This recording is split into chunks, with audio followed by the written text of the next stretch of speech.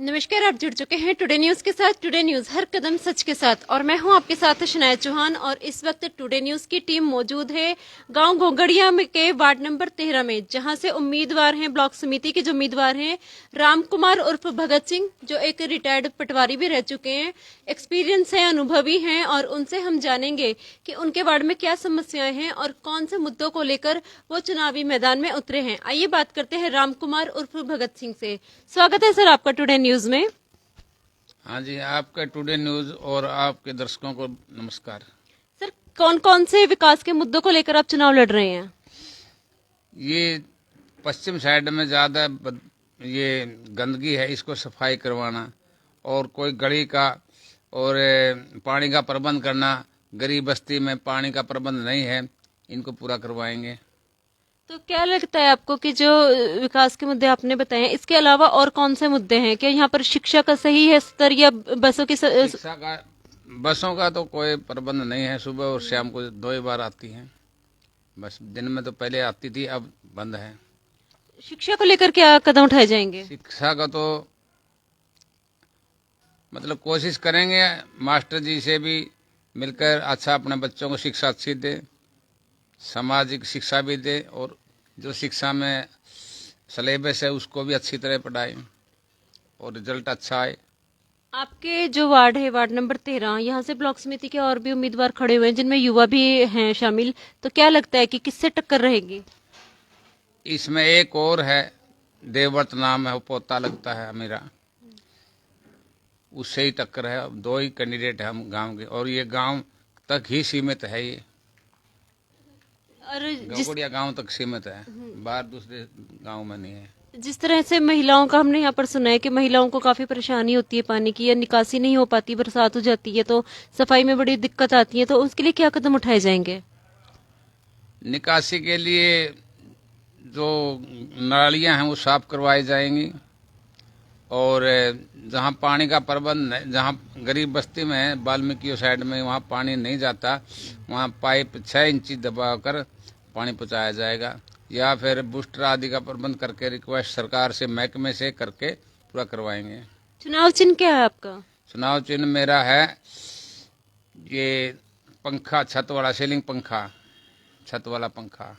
तो क्या लगता है आपको कि जहाँ एक तरफ युवा है देवव्रत, एक तरफ आप हैं, अनुभवी हैं, तो क्या लगता है कि कहीं ना कहीं तालमेल बैठ पाएगा? कहीं लगता है कि युवा संभालेगा, या एक बुजुर्ग अपने अनुभव से संभाल सकता है वार्ड की जो परेशानियां हैं? ये तो जी, इसका फैसला तो गांव वाले ही करेंगे, किसको मतलब वो देते हैं प्रेफरेंस। हाँ, हमारे साथ यहाँ पर एक गांव के निवासी भी मौजूद है, उनसे भी हम जानेंगे। सर, एक तरफ तो एक युवा खड़े हैं, एक तरफ एक बुजुर्ग खड़े हैं। युवा भी देश को आगे बढ़ाते हैं और बुजुर्ग भी अनुभव से आगे बढ़ाते हैं, तो क्या लगता है कि टक्कर कैसी रहेगी? टक्कर बढ़िया टक्कर है। सबसे पहले तो मैं इंडिया टुडे न्यूज का स्वागत करता हूँ। और टक्कर ऐसे है जी, जैसे मतलब एक तो अनुभवी एक्सपीरियंस होता है, उम्र के साथ तजुर्बा होता है, उम्र के साथ कार्य करने की होती है, और जो भी कार्य है मतलब उसको लेके हम अपनी तरफ से हर सहयोग, हर मेहनत अच्छी तरह से करेंगे। कमियां क्या क्या है अभी वार्ड में? कमियां वार्ड में जैसे सबसे पहले तो पानी की है, और दूसरी बात जैसे एजुकेशन वाली चल रही है, बसों को लेकर बच्चों को जैसे लड़कियां हैं उनको बड़ा आने जाने में परेशानी होती है, जहां बाहर शहर में पढ़ने के लिए जाती हैं, तो उनकी व्यवस्था के लिए कुछ न कुछ प्रावधान करेंगे। अच्छा, यहाँ पर कितने वोटर्स हैं, और क्या लगता है कि कितने वोटर्स ऐसे हैं जो एक अनुभवी को प्राथमिकता देंगे, जिताएंगे?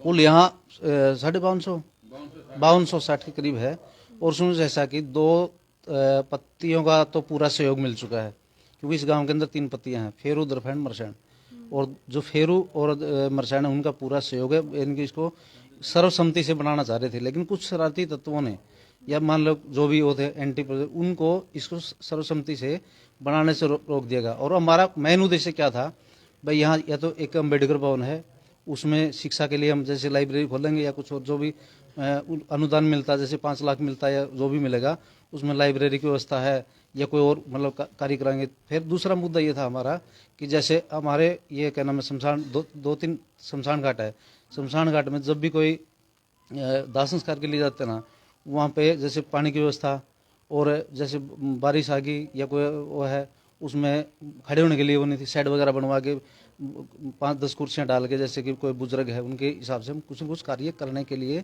थे, अगर सहमति हो जाती, लेकिन कुछ शरारती तत्वों ने इनको इग्नोर करके पीछे कर दिया। अब क्या लगता है कि जहां एक तरफ सर्वसम्मति होने की तैयार थी, लेकिन अब क्या लगता है कि अब जीत होगी? हाँ जी, अब इलेक्शन हम पूरी तरह से जीतेंगे, पूरी श्योर है। क्या अपील करना चाहोगे अपने वार्ड की जनता से? चुनावों को लेकर क्या अपील करना चाहोगे?